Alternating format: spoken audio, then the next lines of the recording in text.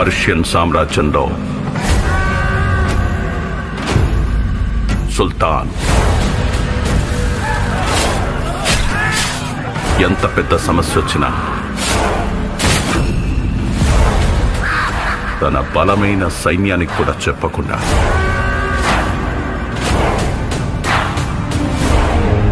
ఒక్కడికే చెప్పేవాడు.